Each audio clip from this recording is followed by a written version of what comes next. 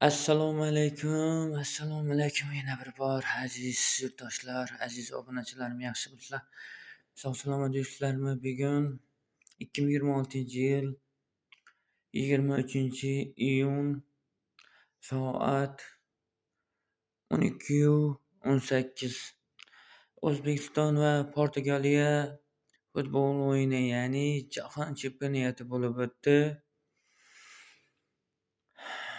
Ming afsus, Portugaliya O'zbekistonni 5-0 utdi. Bunday bo'ladi deb o'ylamadim to'g'risi, aziz obunachilar, aziz yurtdoshlar. Zarari yo'q.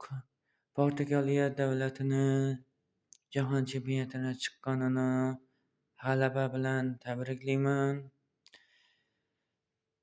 Aziz O'zbekiston terma jamoalari, aziz yurtdoshlar, kayfiyatni tushirmaymiz.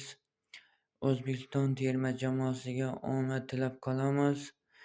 Ilohim kelajakda Jahon chempionatiga chiqib, Portugaliya, Fransiya, Germaniya barcha davlatlarni terma jamoalarini utishlarini, O'zbekiston Respublikasi va jannat makon O'zbekistonimiz inshaalloh alhamdulillah ertami kechmi Jahon chempionatiga chiqadi. Ronaldo bo'lsin yoki Portugaliyaning eng kuchli futbolchilari bo'lmasin, inshaalloh alhamdulillah O'zbekiston terma jamoasi o'tadi.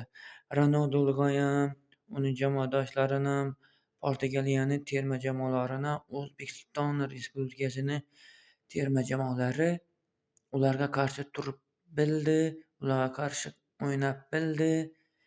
Har bir to'p uchun jonini qurbon qilsa ham qo'lidagicha o'ynashdi. 38 ming aholini, ya'ni butun dunyoni, O'zbekistonni sharmanda etmaslikka harakat etishdi, oxirigacha o'ynashdi. Meni fikrim shu, lekin o'yinda bo'lib o'tgan o'yin davomida ozgina bo'lsam xatolar bo'lib o'tdi. Fikrlarni yozib qoldiringlar. O'zbekiston terma jamoasiga omad tilab qolaman.